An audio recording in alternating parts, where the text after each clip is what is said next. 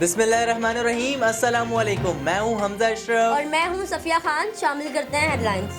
2 ماہ بعد کاروبار کھلنے پر کراچی والے گھروں سے نکل پڑے، سڑکوں پر بدترین ٹریفک جام، شہری گھنٹوں خوار ہوتے رہے۔ ترجمان سندھ حکومت مرتضی وہاب کہتے ہیں، ٹریفک دیکھ کر لگتا ہے جان ہے تو جہان ہے۔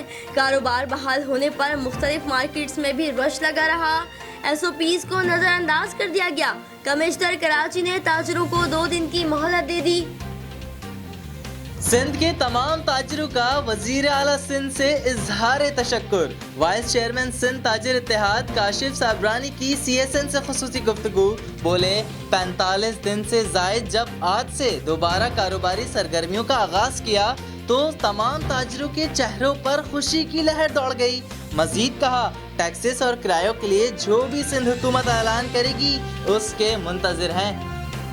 کورونا کے خلاف جنگ میں سندھ کارڈ نہیں چلے گا، سندھ میں ناانصافی کا تعلق سراسر غلط ہے۔ وزیر خارجہ شاہ محمود قریشی کا قومی اسمبلی اجلاس سے خطاب، کہا احساس پروگرام میں سندھ کو سب سے زیادہ حصہ ملا۔ 18ویں ترمیم کے بعد ہیلتھ سیکٹر صوبوں کی ذمہ داری ہے۔ مراد سعید کے بھی لفظی وار، بولے سندھ میں نادار خاندانوں کو امدادی رقوم اور بلوں میں ریلیف وفاق نے فراہم کیا۔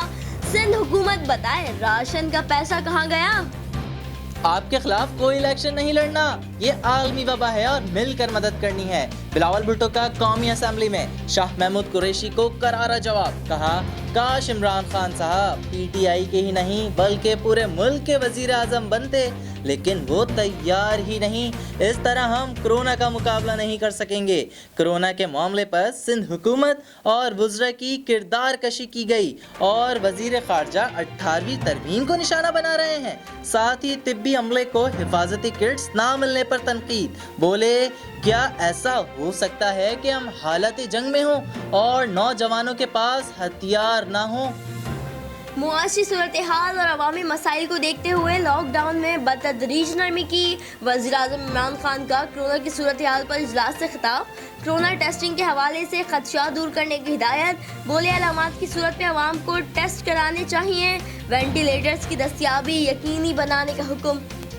بھارت سے غیر ضروری ادویات برآمد کے معاملے پر انکوائری کا آغاز۔ وزیر اعظم کے معاون خصوصی برائے احتساب شہزاد اکبر نے وزارت صحت اور تجارت سے تمام ریکارڈ طلب کر لیا۔